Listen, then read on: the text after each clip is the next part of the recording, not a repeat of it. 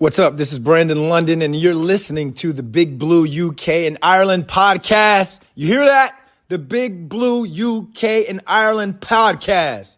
Let's go, Giants.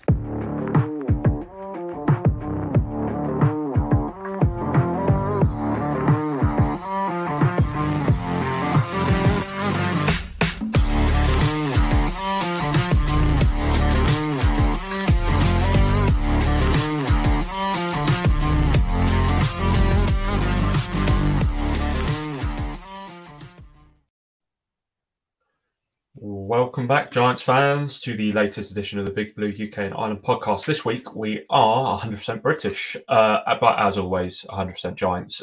No Dan this week due to work commitments, and unfortunately Kev is feeling a bit under the weather.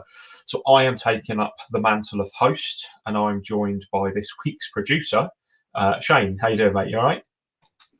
Producer Shane, he just ain't got the same ring to it as it is producer.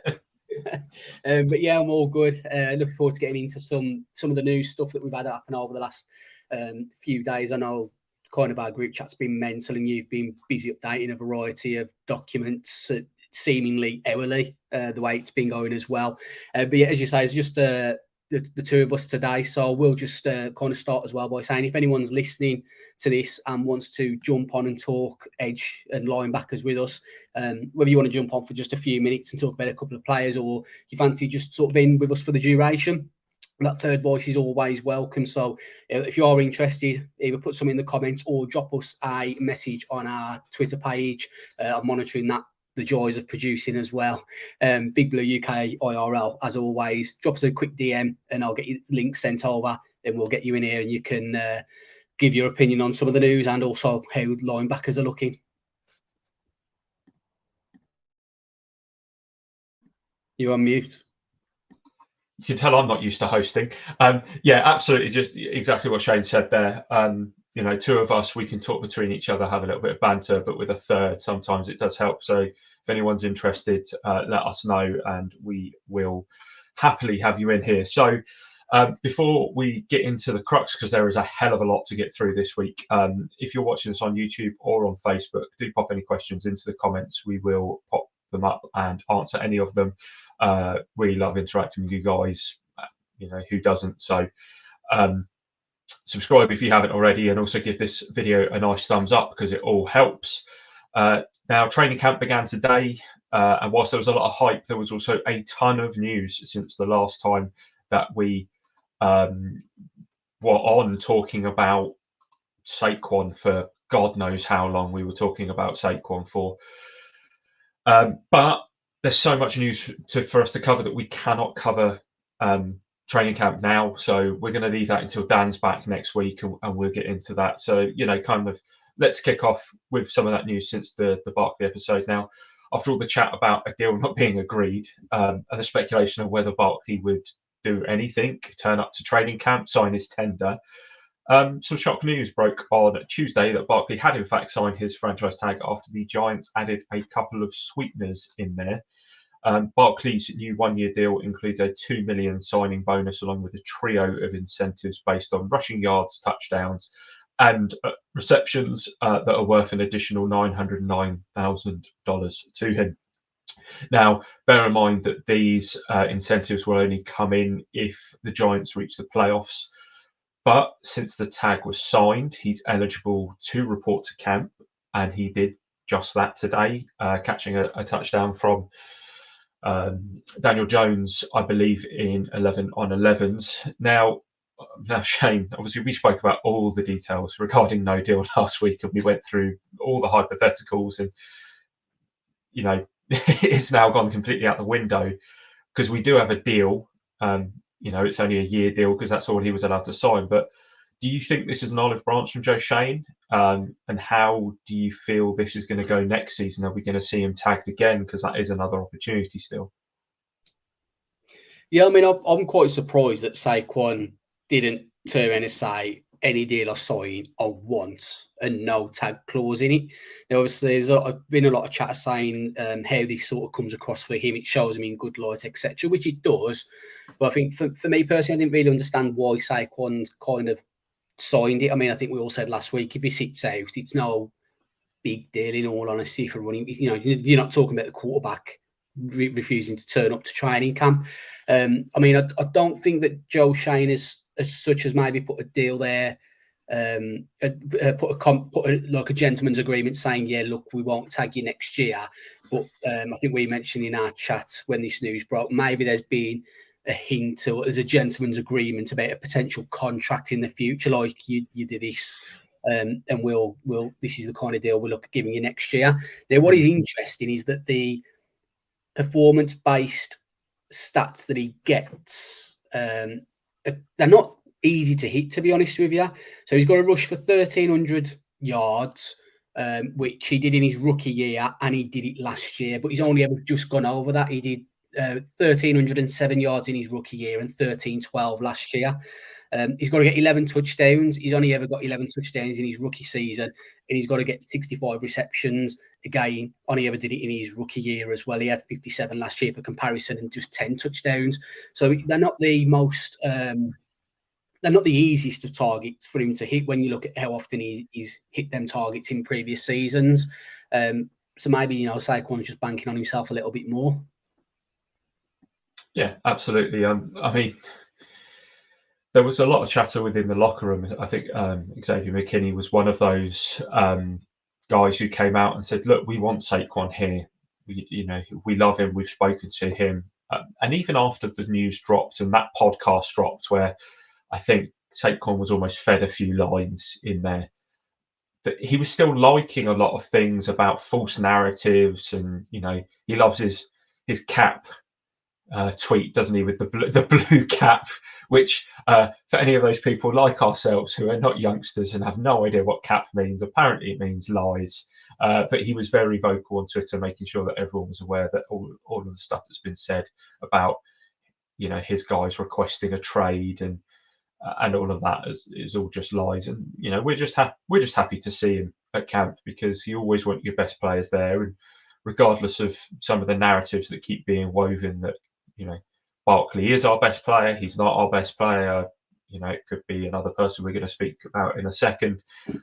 It doesn't matter. He's one of the best in the team, and we're always going to want him with the Giants. So, but yeah, as we've just sort of mentioned, there is another one of our best players on the roster who's now here for 5 more years. Second team All-Pro left tackle Andrew Thomas signed a new deal earlier today. Thomas, who was the 4th overall pick in the 2020 draft, signed a 5-year, $117.5 million extension. That includes an O-line record, $67 million fully guaranteed. Now, as any Giant fan knows, Thomas's NFL career did get off to a rocky start, and he did struggle in his rookie year. However, the 2 years since, he's developed into one of the best left tackles in the league. And, blindside protectors are a commodity that quarterbacks love, and you need them on your team, and you need a good one to keep your quarterback upright.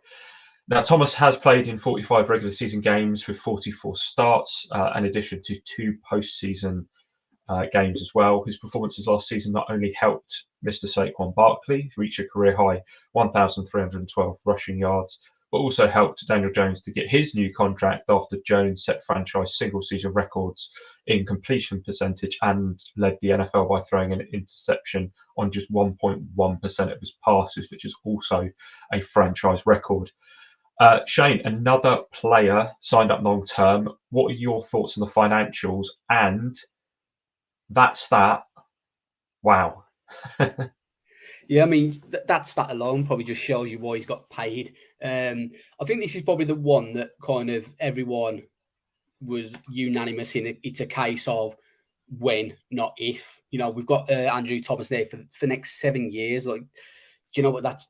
You've got a capable left tackle, blindside protector for Daniel Jones for the next 7 years. I think it's massive. I think it was a no-brainer at all. I'm really happy for Andrew Thomas, to be honest. Like you mentioned, he came into the league, he had his struggles. Most Giants fans were critical of him. I was critical of him at times. I'll hold my hands up, although it's an unsexy position. Everyone knows how I feel about offensive tackles. I understand that, your tackles have got to get paid at the end of the day. And I think I seen a tweet earlier on. I think is his deal the second highest behind Laramie Tunsil, but I think is it the most guaranteed Yeah, of Ronnie Stanley. So that just shows that what the Giants think of him, and he's kind of reset the market in a sense of that guaranteed money, and it'd be interesting to see what another player who was drafted not long after him, who everyone raves about, Tristan Wirfs gets. I know that a lot of people sort of have got him above Thomas. For me personally, I don't think so. Wirfs plays right tackle. Thomas plays left tackle. Obviously, left tackle's the more premier position. But you're buzzing for Andrew Thomas to be signed. Like I say, he's here for 7 more years in total. Because obviously we've got the his 4th year this year. We've picked up the 5th year. Obviously, he's got the extension as well. So that's how it transpires into the 7 years. And like more than anything else for any Giants fans, if you were worried about getting a Thomas jersey, you don't need to worry no more. You can go out and get that jersey knowing he's here for the next 7 years in total. Yeah, and you're right when you mentioned Laramie Tunsil. I believe it's worked out on average value per year, and Thomas is now second out of all offensive linemen on the per year guaranteed, essentially behind Tunsil. And I think there's only about $1 million, $2 million in it, so it's extremely close. But as you said, if you hold him back on that jersey, you can go and get it now. We've got our left tackle of the future kind of signed up, and as you rightly said, he's here for the 4th year. We've taken his 5th year option.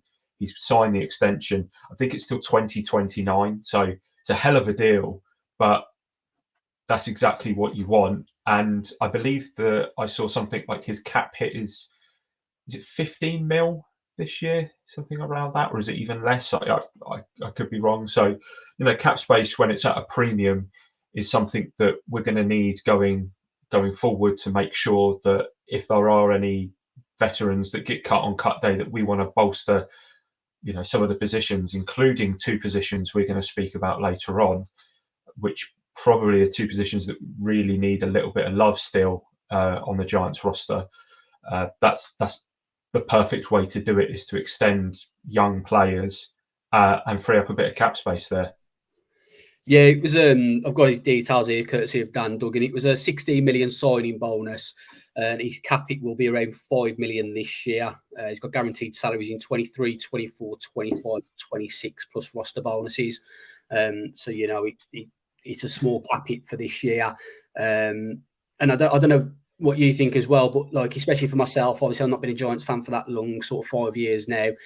But it's great to finally see players drafted and getting a second contract. Like it felt like for the first few years I was a Giants fan, no one ever got a second contract, and like Saquon's kind of been tagged, stroke signed the tag. You've had Jones, you've had Lawrence, and there you got Andrew Thomas. You got the likes of McKinney coming up as well, even Darius Slayton. So it's finally nice to see players getting second contracts. It feels like that's something the Giants have done over the last few years. I think one that goes under the radar as well is O'Shane Ximenez as well signed. He signed an additional year, I think, this year. And it doesn't matter how small those contracts are. If it's a second contract with the same team that drafted you, then that's what we really need. And I'm going to mention a swear word in this podcast universe with the Giants, but all Dave Gettleman picks, we have said a broken clock is right, twice a day, but his track record's not bad. It's exactly what we always moan about, though. They're all kind of high end picks, aren't they? Like top 100 picks. It was after that really he wasn't great with, and cap control is another podcast in its entirety. Now, the Giants did also make a hell of a lot of roster moves over the last few days, keeping us well on our toes, trying to figure out who's coming and who's going. 4 more depth pieces since last Friday. Veteran wide receiver Cole Beasley, running back James Robinson, defensive tackle Brandon Bryant, and edge rusher Tashawn Bauer. Beasley was the first one, signed for the Dallas Cowboys back in 2012, undrafted free agent, and spent 6 years in Dallas before a 3-year stint in Buffalo. 2022, he signed for the Bucs before announcing his retirement on October the 5th. He would then later return to the Bills mid-December until the end of the season, joining them for their playoff run. Beasley has played 153 games with 51 starts across 11 seasons, totaling 556 receptions for 5,744 yards and 34 touchdowns. He is a slots receiver, which we seem to have around about 20 of on the roster. So it's going to be an interesting kind of camp to try and see how they whittle down. And I know we said we weren't going to talk about training camp, but Beasley did get reps with the ones during today's camp practice, but that might just be because he's new and they want to get him up to speed as quickly as possible with the premium players. Now, secondly, Robinson, another Robinson, the fourth Robinson we've now got on the team, I believe. Was also an undrafted free agent signing with the Jags back in 2020. He spent 3 years there before moving on to the Jets. He signed a 2-year, $8 million deal with New England in the offseason, but was then released on June the 12th. 39 career games for him, 32 starts. He's rushed for 2,262 yards, scored 18 touchdowns. He's also caught 91 passes out of the backfield for an additional 617 yards and 5 touchdowns. Bryant, who in what seems to be a running theme here for the Giants, is an undrafted free agent. He was picked up by the Seahawks in 2016, and he has been everywhere. He spent time at the Jets. He went to the CFL and played with the Winnipeg Blue Bombers and the Montreal Alouettes. He also played for the Browns, the Dolphins, the Bills twice, and the Texans. He's played in 11 games over 4 seasons, with 7 coming with the Bills and the other 4 with the Browns. His career totals include 9 tackles, 7 of them solo, and 1 quarterback hit. And finally, Bauer rounds out our undrafted free agent pickups. He was signed by the Vikings in 2017 and has since spent time with the Patriots, back with the Vikings again, and then the Raiders. His career numbers include 3 starts in 26 games with 23 tackles, 4 of them for a loss and 2 sacks. So, as you can see on that tweet as well, there were a few movements out of the door in East Rutherford. To make way for those 4 players, we did have to unfortunately say goodbye to a few wide receivers, Dre Miller and Mackay Polk, who's since been picked up by the Ravens, who, interestingly enough, we got Mackay Polk from. They've both been released along with edge rusher Ellison Smith, who was designated with a heel injury, defensive back Trenton Thompson, and also defensive back Leonard Johnson, who took an injury settlement again because of a knee injury. So 4 players signed there, Shane, 4 released. Who do you think is the most likely to get a roster spot out of the 4 we've signed, and who potentially was the biggest shock out of the 5 that have gone? I'm going to for Cole Beasley. He's probably the most likely to get a roster spot, and I seen the Cole Beasley signing as something which we're going to come on to shortly, and that was maybe 1, if not 2, other wide receivers starting the season on PUP.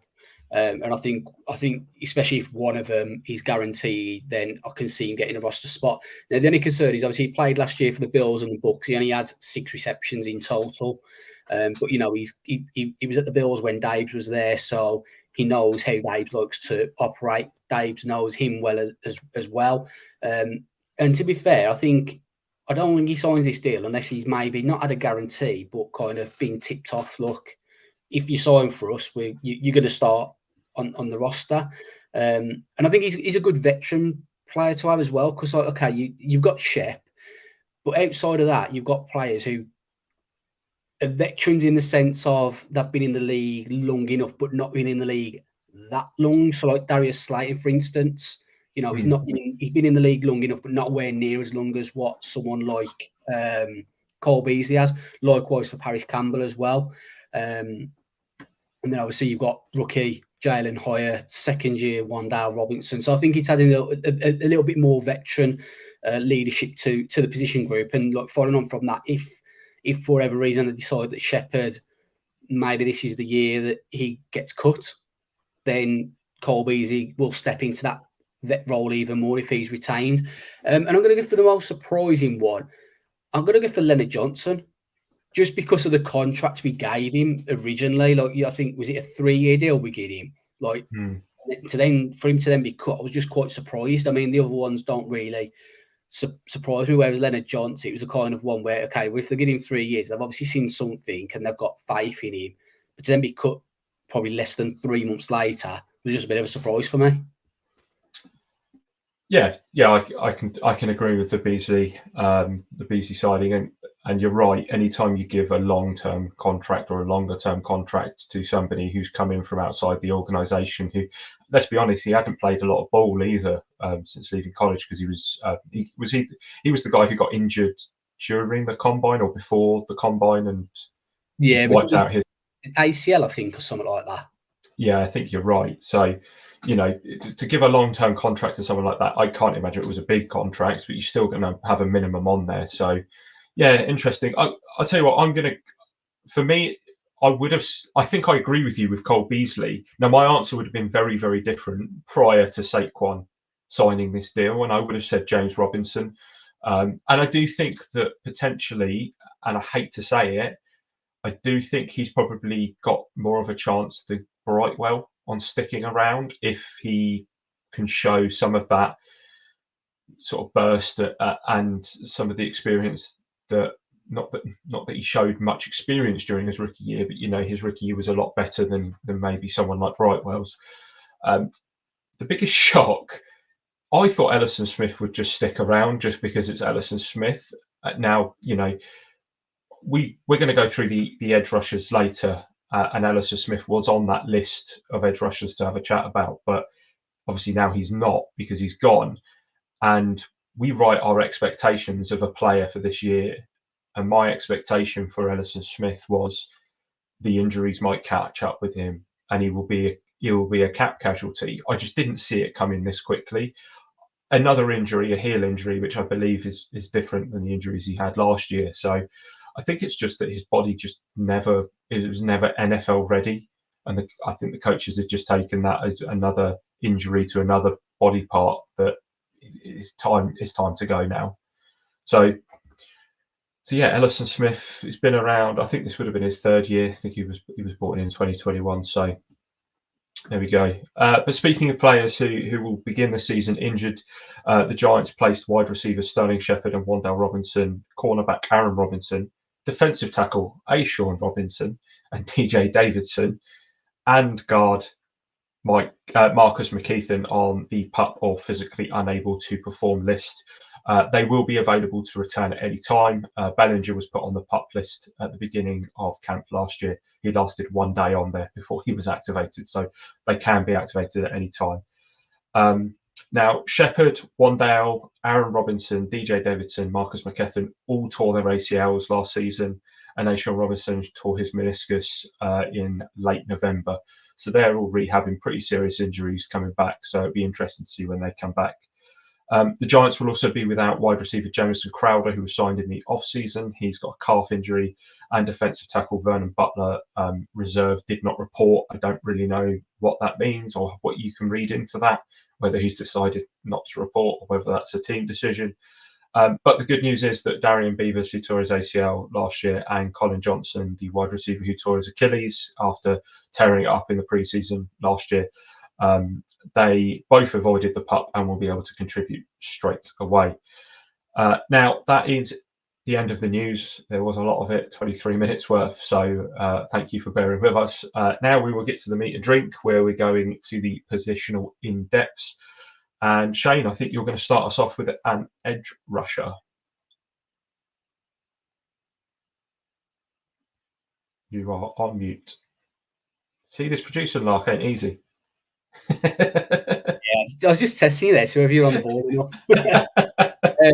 So we're going to get into the linebacker stroke, the edge guys this week.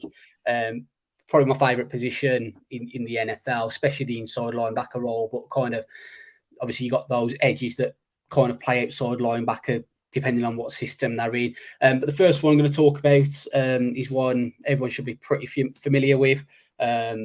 Wears number 5 for the New York Football Giants and was drafted number 5 overall just over 12 months ago. And that's Kayvon Thibodeau. Now, he showed some promise, although he did miss the first 2 games of his rookie season, which was due to a knee injury. He kind of became more comfortable and got more playing time as the season went on, and he did demonstrate his pass rushing skills and solid run defense. Obviously, the big game. If everyone says Kayvon Thibodeau, what games spring to mind? Some of you might say the Colts for the snowman celebration, but the majority of you will probably turn around and say the Commanders game, where he just had a breakout game in that game against Washington. So that's for the season just gone. He had 859 snaps. He had 45 pressures, 4 sacks, 12 QB hits, 29 hurries, and 45 tackles. Now, hopefully, he can remain injury-free for this coming season, and he'll be a consistent starter. He showed leadership qualities and consistently showcased his enthusiasm when he was on the field. Hopefully, as well, this coming year, he's going to get a few more favourable decisions from the referees because he was held a lot. Yeah, a lot, and that's an understatement. Hopefully, he's going to learn. He's going to get that second year. That first year's out the way now. The refs will start giving him more recognition for when he's being held, and hopefully, he's going to kind of learn to exaggerate the hold to make it even more obvious than what it already was. So, his off-season goals included leveraging his strength effectively and ensuring his availability and gaining valuable experience in his rookie year. You'd fancy him to have a breakout season. And, I think Kayvon Thibodeau, we were all buzzing at the time when he was drafted. There is a draft video from last year to our reaction, and we were all over the moon with the pick at the time. And, he's a player. I think what I like about Thibodeau, he spoke about it before, and I think he had a chat with Michael Strahan.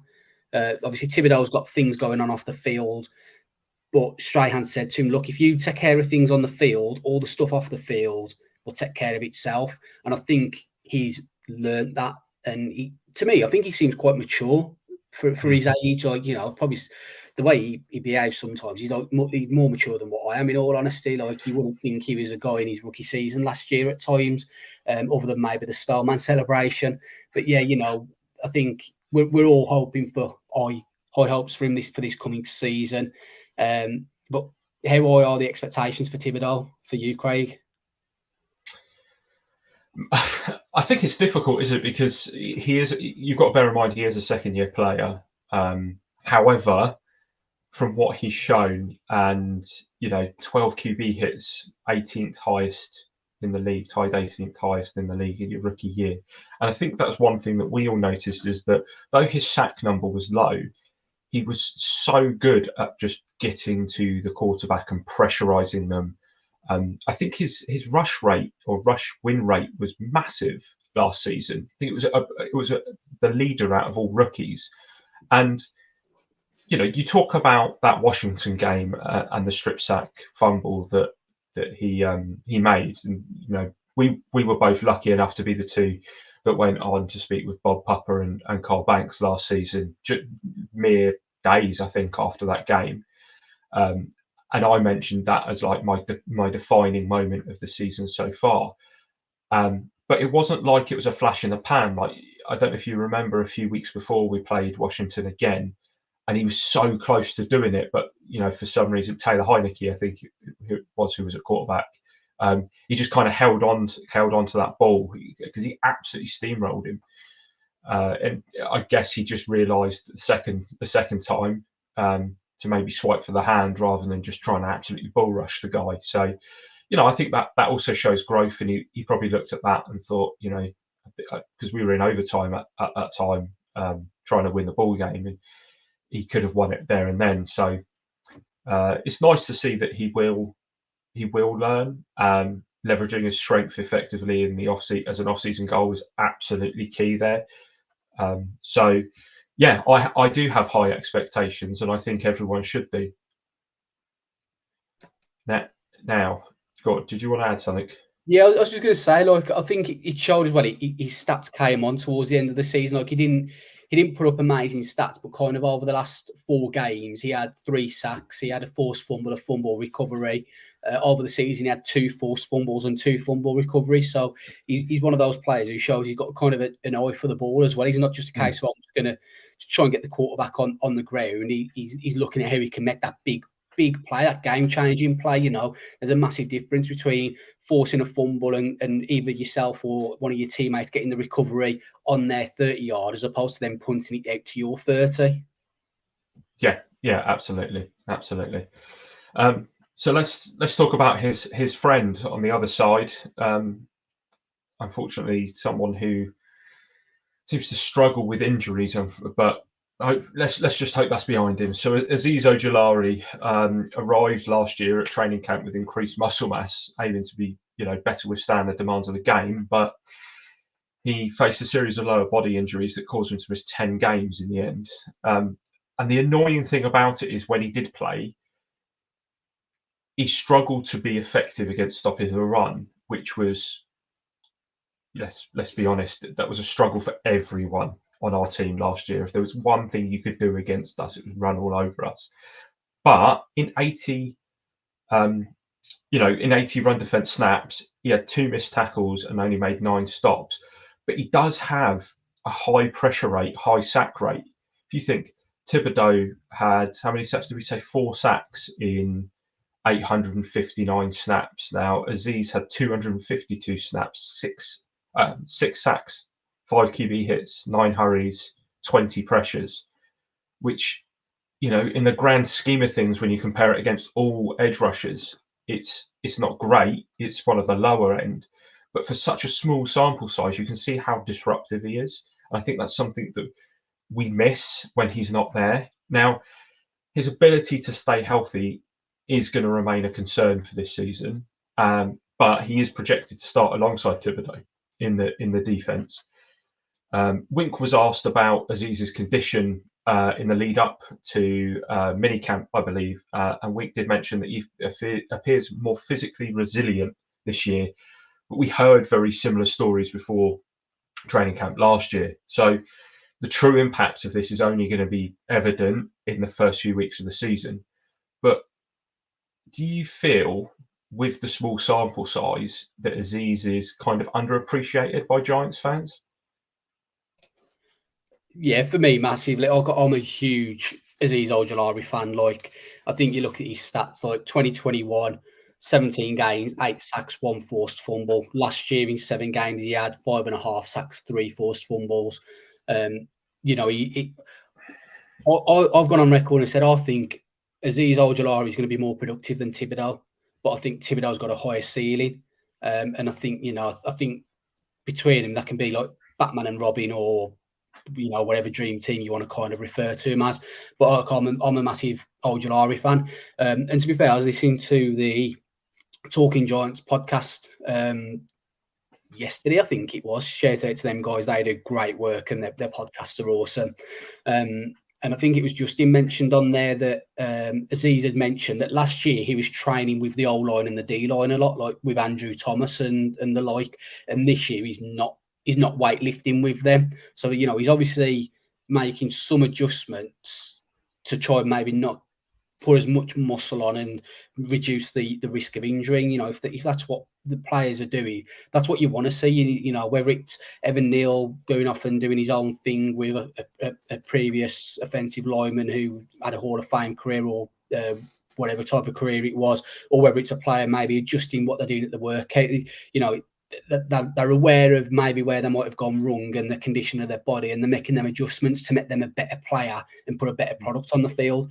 I'm really, really hoping Azeez stays fit this year, because I don't think if he does, like if Azeez and Thibodeau play, say 16 games, 15, 16 games, I think they'll both put on double-digit sacks. Yeah. I think that's very attainable, because you can only, we've got Dex in the middle, you've got Big Cat in the middle, you've got those two bookending on either side. You can only double team one of those 4 players. Trying to choose which one of those 4 you double team. I mean, by pure size, it's got to be Dexter Lawrence every single time. And I don't think that really stops Dex either. So, I think there is a good chance that they both feast this year, but availability is going to be key there. Cool. So who have we got next? Yeah, so up next, it's kind of, I mean this in a nice way, but it's edge 3, and it's probably someone you wouldn't really want to be your edge 3, in all honesty, and that's Jihad Ward. 2022, he had the best statistical performance of his career, recording 23 pressures, 10 hits, 3 sacks, 43 combined tackles, and 2 forced fumbles. He filled in the void left by the injured Ojulari in the pass and run defense, and his consistent production was valuable for the Giants' defense over the season, making a significant impact despite varying snap counts. So he, just for his stats for the year, he had 740 snaps, 24 pressures, only had the 3 sacks, 11 QB hits, 10 hurries, and 31 tackles, which, to be fair, did tie for 21st in the league.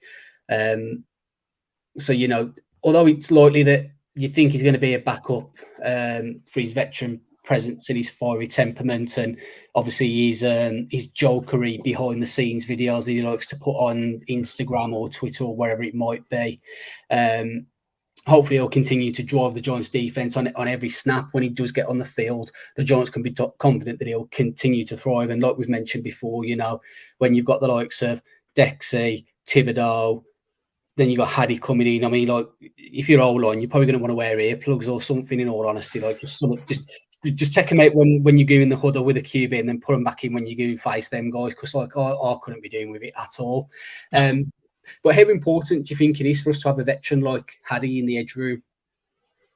Yes, massive, isn't it? And I think it's not just the veteran kind of way of how to play, how to handle yourself, how to deal with adversity that Haddy would bring, but I think he would also be very good if the Giants kind of got into a bit of a rut, because as we know, we've got a toughish schedule on paper based on last year. Now obviously a lot changes year to year, so it'll be very interesting to see just how tough that schedule ends up being. But I think if we were to get into a rut and kind of get a couple of games where we lose in a row, Haddy's the kind of guy, I think, who would kind of keep everyone's head above the water, who would kind of G everyone up and be able to be that veteran person who goes, hey, look, yes, it's shit at the moment. It's not great. We need to buck our ideas up, but we have the talent to do it. I imagine as a hype man, he is very good. And would quite easily have the back of any player on that defense as well. Yeah, I mean, I think that's what's key, is that I think that he's got that experience that I think I don't, obviously we don't know him personally, but I think he can probably read players quite well, and he can tell the kind of players who he maybe needs to grab by the face mask and G up, and probably this kind of players who he just needs to protect to one side and say, look, this is what you need to do, or this is what you're not doing well.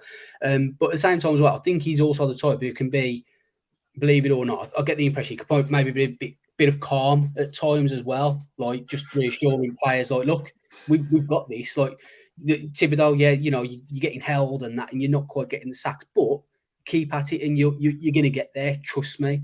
And I think he's probably got that trust of his teammates as well. So like I say, he's edge 3. Hopefully, he doesn't have to become edge 2 because anyone gets injured. Because in the nicest possible way, you don't really want Jihad Ward to be your edge 3. You'd rather him maybe be your edge 4. But obviously, we've not got that luxury at this position. So hopefully, like I say, he's not going to be. We're not going to be too reliant on him. But when we are, we know that he's going to step on the field. He's going to give 110% and do what's right for the team. Yeah, and if anyone's really kind of questioning our thoughts on Jihad Ward and kind of how we're saying that his teammates perceive him, just go back to our YouTube page and watch the interview we did with Casey Kreiter, because right at the end of that, we asked him some quick fire questions, and we said, who's the funniest Giant? And he said he was struggling to think, and we mentioned Haddy, and he was like, of course, Haddy. And then he just turned around and he said, look, out of every single person in that locker room, if I had to, have someone babysit my kids, I'm calling Haddy straight away. And I think that really speaks about the character of the man and what his teammates think of him. But let's move on to I don't want to say say the lesser edge rushers, but it kind of does not fall off a cliff, but kind of go to some of the players that maybe aren't quite up to scratch to be main backups as of yet, maybe as emergency backups. I mean, the first one is O'Shane Ximenez. Now, he was sidelined with a hamstring issue, but he did earn his playing time with the Giants, and it was the most playing time he'd had in his career. 506 total snaps, lining up mostly on the D line, but also in the box and at slot corner. He had 15 pressures, 3 sacks, 6 quarterback hits, 6 hurries, and 12 tackles. He was one of these players at the beginning of last season where we said, he could be one of those cap casualties, but he stuck around. And it wouldn't surprise me if he is used as a rotational piece. And he continues to improve. There's obviously a bit of trust there with Dabes and with Wink. But let's be brutally honest, he is unlikely to start unless there are injuries. It's just the crux of the matter when it comes to O'Shane Ximenez. Yeah, I think he's one of them that, like we mentioned when we brought him back, I think it was just a case of we needed a little bit of edge depth, and the player knows the system, and the coaches know the player, and probably that's why he was brought back, in all honesty. But yeah, I mean, if you're saying that you hope you don't see Jihad Ward too often on the field, you can definitely say that for in all honesty. He's kind of one of them players, like you alluded to earlier, with Gettleman's later round picks. It's not really worked out with O'Shane Ximenez. I mean, I remember when he was drafted and people were saying, "Oh yeah, you kind of get OC vibes." And in some ways, I hate when people say that about a player, because when someone says about O'Shane Ximenez and you think, "Okay, yeah, what we got here," and he doesn't turn out, then when people say, I feel like too often we're too easy to compare players to players of the past. And I think that's kind of unfair on them players, in all honesty, especially when you've got a rookie coming into the league and you're saying, "Oh, yes, from a small school, we get OC vibes off him." I think that's a real unfair comparison to put on a player from day one, especially when that player is a third or a fourth, a day 3 pick, essentially. So, you like I say, you hope he doesn't step onto the field too much, but if he does, at least he's had a year in the system. He's familiar with Wink and what Wink likes to do, rather than somebody who probably doesn't know anything and he's a veteran in the league. Mm-hmm. Right, moving on then, Shane. Yeah, so up next we've got Tamon Fox, undrafted free agent last year. He wasted no time making an impact, securing his first career sack against Ryan Tannehill in the season opening win. He only appeared in a limited capacity, but did provide valuable contributions to both the run defense, pass rush, and special teams, covering and returning kickoffs and punts. 327 snaps for the season, 8 pressures, that 1 sack, 0 QB hits, 7 hurries, and 15 tackles. Obviously, we've got an abundance of established veterans with limited spots. It could be difficult for Fox to secure a spot on the team's regular season roster for a second year. I think one thing that stands out for me last year was the preseason game. I can't think who it was against, but he just lit somebody up massively. That was as soon as I seen that play, I was like, okay, yeah, a hard-hitting linebacker or edge kind of guy. You don't see anybody get injured, but you like to see those hard hits, that kind of hits that you don't see too often in the NFL nowadays with the protection that players have got, etc. But, Tamon Fox, again, familiar with this system. I was really happy for him last year. I mean, as much as everyone loves rookies that are drafted, there's no better story than an undrafted free agent getting a roster spot. So, for Tamon Fox to do that last year, that was great to see. I was really happy for him. Yeah, absolutely. Now, moving on, I've stitched myself up with this one, haven't I? Jesus.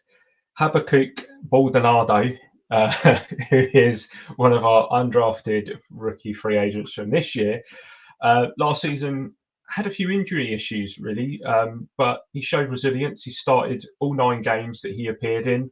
He made significant contributions: 5 tackles for loss, 2 sacks, and a block kick. And I think that was enough, really, for him to grab the eye of the Giants sort of backroom staff and just to bring him in. Now, I think Kev is a fan. He quite likes Baldonado.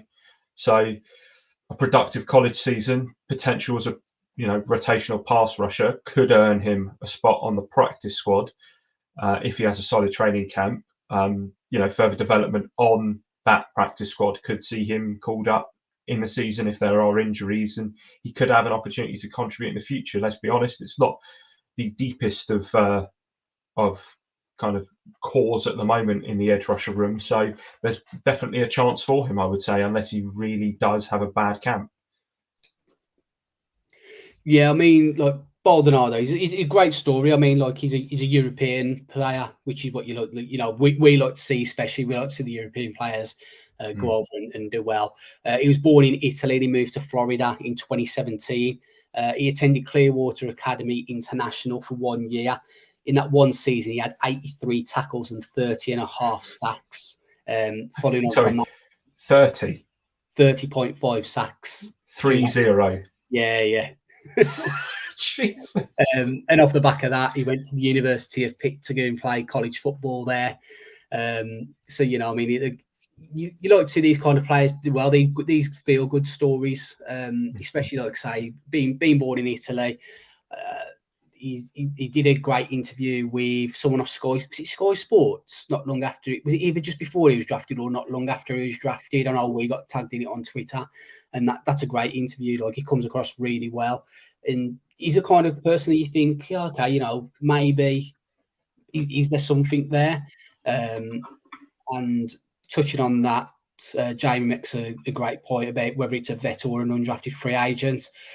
Best thing about the Giants is Wink will make something of you if you put the work in. Undrafted free agent, vet or a star, Wink will work things out. And I think for me, Baldonado is one of those players who I hope something can kind of work out for him. In 2018, he had a red shirt at Pittsburgh. 2019, he had 30 tackles for 4 sacks. 2020, and he played 4 games due to an injury.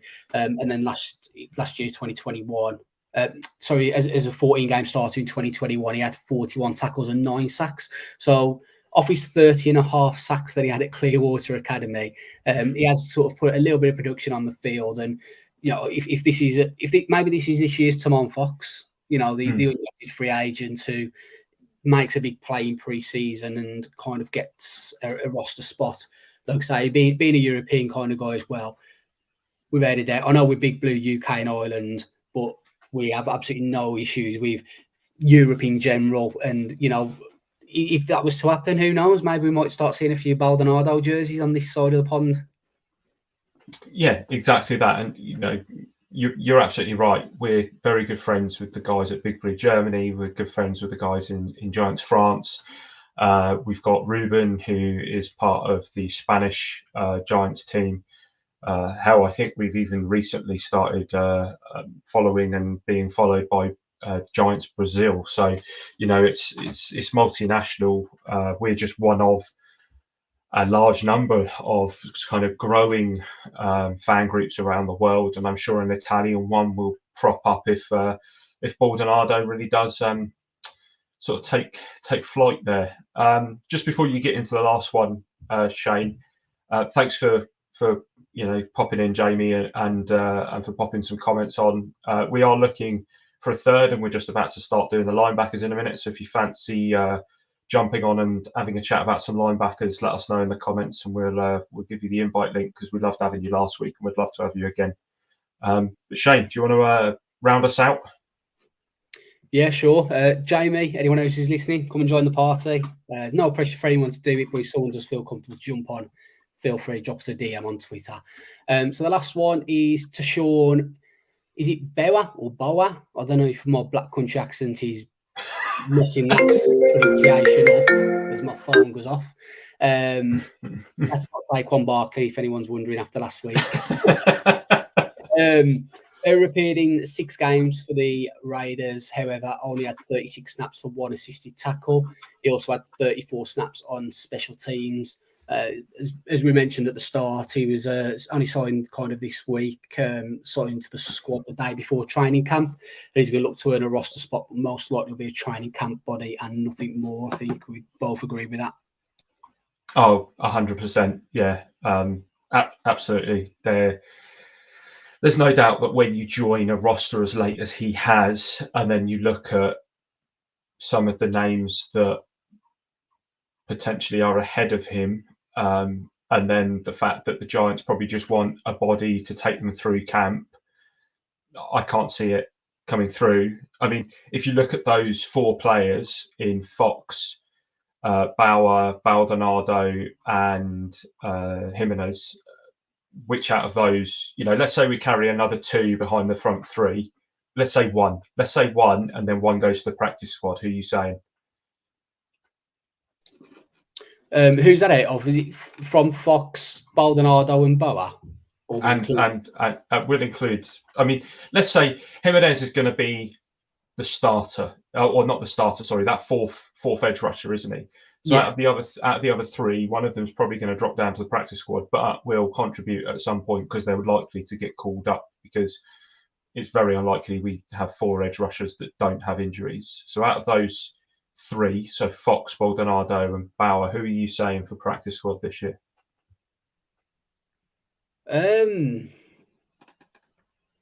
So I think if I had to, I'll go with 1 for the roster, 1 for practice squad, and 1's cut. So I'd say the one that'll be cut will be Bauer. Roster spot will probably be Tamon Fox, and then practice squad Baldonado. But I'd have no issues if those 2 were to maybe alternate, and Baldonado maybe shows enough to, like I say, to be this year's Tamon Fox and get a spot on the 53. Yeah, absolutely nailed it. I mean, I can't disagree with that at all.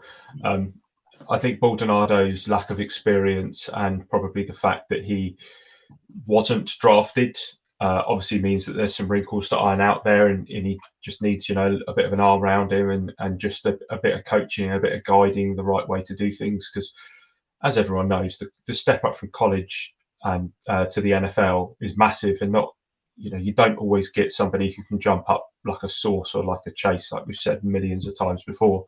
So he is going to need kind of, coaxing into that mindset of being an NFL player and not just a college player who has a great story behind him. So yeah, absolutely. I'll let you kick off linebackers as well, because I know you're a big fan of this one. Yeah, massively. Love my linebackers. Just for a do, we had another comment from Jay, which I think is a valid point. Culture and leadership seems to be a common thing that's being mentioned. Everyone's pulling in one direction, which is great to see. And I think that's absolutely spot on. Like we've mentioned, especially in regards to kind of Haddy and probably some of the players we're going to talk about from the linebacker group. Last year, we mentioned it kind of that Daves and Shane come in and they had a clear direction that they wanted to go in with this smart, tough, dependable.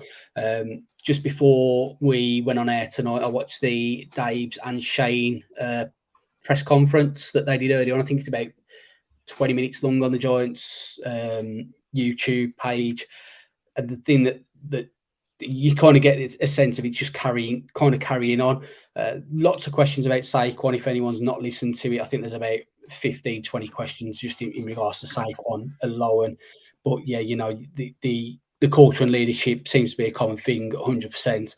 And I think that's just what they want to instill. And I think that's kind of like a bit of a Giants mentality. It feels to me that that's what they want the Giants to be kind of recognised for. Yeah, absolutely. I was lucky enough to be invited back by the Full 10 Yards guys to write for the guide for this year. And that was one of the things I focused on. Just a little spoiler for that. I believe there's a line in there that describes Joe Judge as a fun sponge. So if that's your kind of knock on Joe Judge that you like, go to Full 10 Yards. Go on the Full 10 Yards website. You can pre-order their guide. Or if you're coming on the week 1 meet-up that we've got in Birmingham. You can actually buy a ticket that includes a drink, ticket entry, and the guide as well. So that is there, and I do cover all about the exactly what Shane said. You know, the culture change at the Giants has been massive, and it's a massive part of our success, and hopefully our success for going forward. So yeah, then come on then, linebacker, who we got? Yeah, so the first player we got up, I think it'd be rude to start anywhere else, in all honesty. It was one of the big free agent acquisitions of this off-season. That's Bobby Okereke, come over from the Indianapolis Colts. Played all 17 games with 16 starts, accumulating 968 snaps. He achieved a career high of 151 tackles, displayed his proficiency as a linebacker in both pass coverage and run defense. He also contributed 6 tackles for loss, 5 pass breakups, and 2 forced fumbles. So, you know, he had kind of a breakout year last year for the Colts, in all honesty. 3 pressures, 112 tackles, which tied for 11th in the league. 18 missed tackles, which, you know, tied for 79th, which is what you want to see. You want to see it in the higher end there rather than the lower end. And 2 forced fumbles. Now, he's easily the best and most experienced starter the Giants have this season at the linebacker position, and he's a massive upgrade in a linebacker room that hasn't been good. I want to say for a while, 100% not been good pretty much since I've been following the New York Giants. He's a dominant run stuffer, which is exactly what we need, like you've alluded to earlier. The run was a big issue for us last season. I think that's probably an understatement. So how much do you think Okereke improves this linebacker group? It's massive, isn't it? I mean, let's be honest. You're exactly right. When it comes to linebackers, we just haven't been good enough, to the point where, and I'm not being disrespectful to some of the players that have come in over the last few seasons, but sometimes it just felt like we had so many injuries at the position. We were just picking people up off the streets and just putting them in. You know, here's a prospect that was an undrafted free agent for a team who, you know, made some plays during training camp, but they cut him. He hasn't been with the team for 2 years. Let's bring him in. I mean, there was even a few times where we brought Landon Collins back, and even he played almost like a hybrid safety and linebacker role. And I think that speaks volumes as to how bad the core was. Okereke had an absolute stellar season last year. Probably, I think it was the best season he had. He was one of the, you know, top tacklers in the league, and forced fumbles tied 3rd overall for linebackers with 2 is impressive. Run defense was just such an Achilles heel last year that we need to get better at the position, and that's kind of where he thrives. Don't expect him to be a blitzing linebacker and get to the quarterback. Be happy that what he does is he stops us from being absolutely shredded by the Eagles every time we seem to play them. Yeah, 100%. I mean, I don't mean any disrespect when I say this, but, you know, 12 months ago, we had Mr. Irrelevant as our LB1. It's never a good sign if the last pick in an NFL draft is your starting linebacker, although, you know, he'd make a massive play and a huge hit against Derrick Henry in that opening game last year against Tennessee. You didn't really want to see Tay Crowder starting as linebacker 1. I think there was hopes for a couple of other players who we'll be talking about shortly had injuries and whatnot. But yeah, the past year for Bobby Okereke was huge. Prior to that, he's kind of always been overshadowed by Darius Leonard or Shaquille Leonard or whatever he's called. Who, you know, he's a great linebacker. You know, for a second round pick, he's phenomenal and been one of the top 5 linebackers since he's entered the league.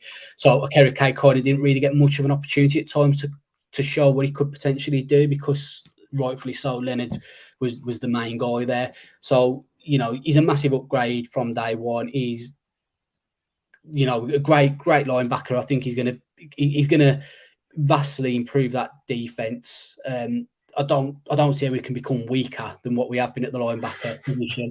And hopefully 151 combined tackles last year. You hope he's kind of going to get more, because if he's getting more, it means he's doing his job. And he's someone who, you know, in all honesty, I'd happily look at getting his jersey when we go over in November.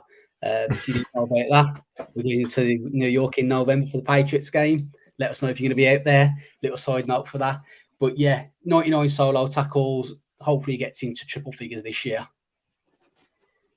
Yeah, absolutely. And let's just hope that he's also made up with Daniel Jones after the late hit that he smashed on him during the Colts game last year, where he definitely got flagged for that.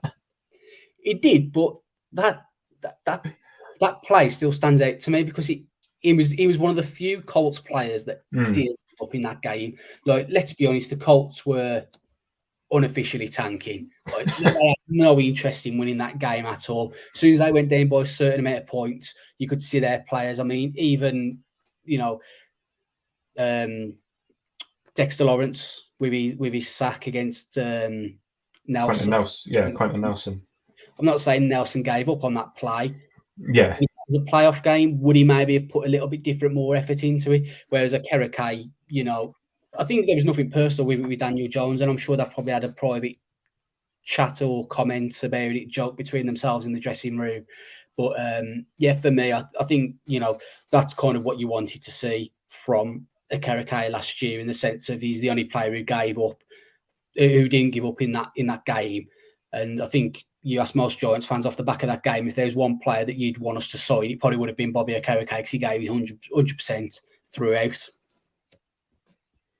Yeah, absolutely.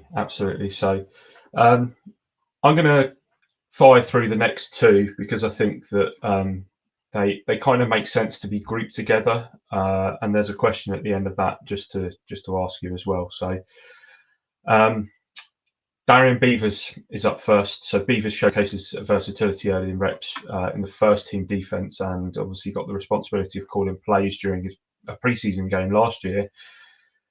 But then week 2 rolled around, and it caused him to miss the entirety of the year. So it kind of stopped before it really got started there. Beavers is going to be a bit of a compelling player to watch in camp, as he showed promise before that ACL tear and had the potential to become a starter. Now, assuming that his injury's fully healed, and it kind of does look that way by the fact he didn't start off on the PUP list, he's going to be able to compete for that second inside linebacker spot opposite Bobby in what's going to be an intriguing camp battle with Michael McFadden, who's the next player up. Now, after that injury to Beavers, McFadden was kind of the pleasant surprise of 2022. Notable outings on run defense and pass rush, showcases of tackling ability, finished the regular season with, pretty impressive stats despite limited opportunities. 435 snaps, 6 pressures, 35 tackles, 5 missed tackles, and 1 forced fumble.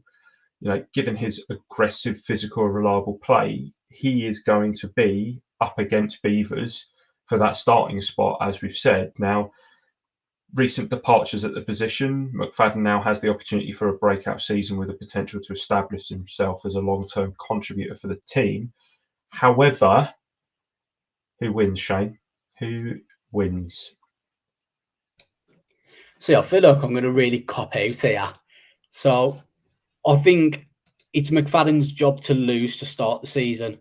Let's not forget, realistically, this is Beavers' rookie season that's coming up.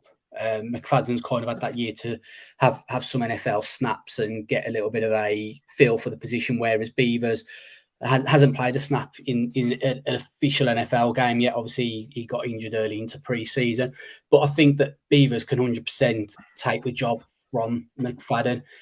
Beavers was a 6th round pick last year, 182 overall. And for me, he was the steal of the Giants draft picks last year. I know some people have mentioned like the likes of maybe Belton and Bellinger, but for me, Beavers in the 6th round was fantastic value. He's a player who was in 2021 a Butkus Award finalist. That Butkus Award goes to the best linebacker in college football. They've got one for professional and for high school as well. But you don't get nominated to be a finalist if you're a bum, in all honesty. You've got to have something about you. So I think, like I say, cheating the answer kind of thing, that it's going to be McFadden's job to lose just because he's got that experience. But 100%, Beavers can take it, and I believe he will take that LB2 position at some point in the season. Yeah, absolutely. I mean, I agree. I do think it's McFadden's to lose because of the fact that he did show what he's got last season. But I mean, I don't think Beavers is going to roll over it and let McFadden just take that job. I think it will be an intriguing battle. Now, we have had Jamie come and join, so I'm going to add him to the stream. I'm not sure his camera's working, but we can hear him. Good evening. How you doing, bud? You all right? Yeah, good, thank you. How are you doing? Yeah, we're all good, mate. We've just been talking about McFadden and Beavers, who potentially are going to be those two players battling it out for the position opposite Bobby Okereke. What do you think? Who's going to win that battle out of the two?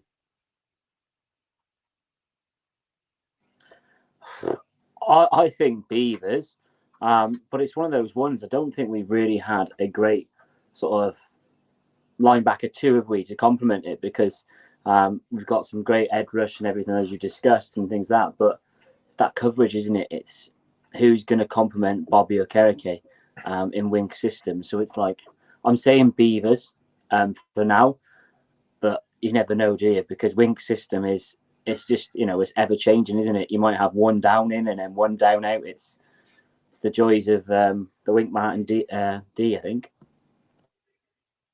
Yep, totally agree, mate. Absolutely agree. It's going to, like I said, it's going to be intriguing. I don't think Bobby will end up playing many preseason snaps, if any. I think you might see him maybe in the last preseason game just to get a little bit of wear on the tires, as they say. But I think other than that, we're probably going to see both of the players on the pitch at the same time, and it'll be a case of Wink turns around to them both and says, "Show me what you got. Show me what you got during the game, and we'll see how it goes." So. Shane, do you want to pile through two of the next four, and I'll take the last two, and then we'll keep Jamie here so he can give his thoughts on those. Yeah, so the next two we've got Cam Brown and Carter Coughlin, both linebackers, but let's be honest, they're both special teamers more than anything else. That's what they're kind of getting their roster spots for. So Cam Brown, he appeared in every game last year. He only took 3 defensive snaps. He was exclusively on special teams. He could sneak on as a special teams only player, but if that's enough to get him a roster spot is a little bit of a different question. Obviously, at times last year, our special teams did struggle. It was probably the worst season we've had at special teams, especially at the start of the season as well. And then Carter Coughlin again, campaign that unfortunately continues Coughlin's productivity free fall. He showed glimpses of a rookie in 2020. His defensive grade hit a career low, though, in 2022, and opposing receivers took full advantage of his poor coverage skills. Again, another one, he's shown promise on special teams, but he needs to focus on improving the fundamentals of his game quickly. Otherwise, he potentially drops off the roster. And it's always a bit of a risk when you're just relying on special teams. What you want to be able to do is be a productive player that offers special teams value. If all you're offering is special teams, then it's always going to be a bit of a struggle. Yeah, absolutely. And then we move on to two players who are relatively unknowns to us Giants fans. You've got Troy Brown and Deontay Johnson.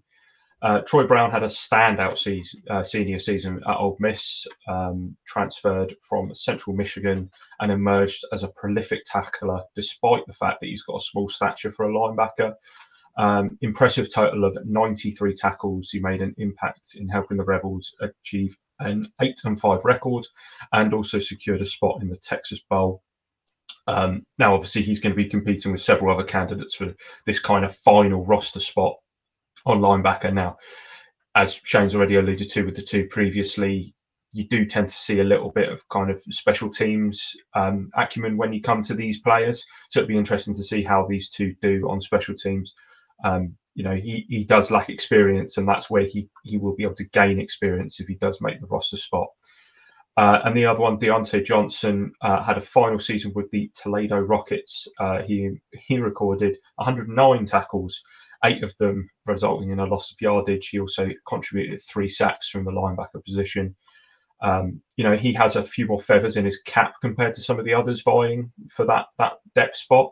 because he's had extensive experience, not just at linebacker, but also at edge as well. So he has the versatility that Wink kind of looks for. However, he is super, super raw from what I understand. So potentially practice squad, but there doesn't seem to be a standout amongst those guys. There's no standout backup number 4. So do you think any of them are going to take it and step up to actually contribute defensively, as opposed to Coughlin and Brown, Cam Brown, who have gone special teams? Or do you think that's going to be potentially an external candidate, Shane?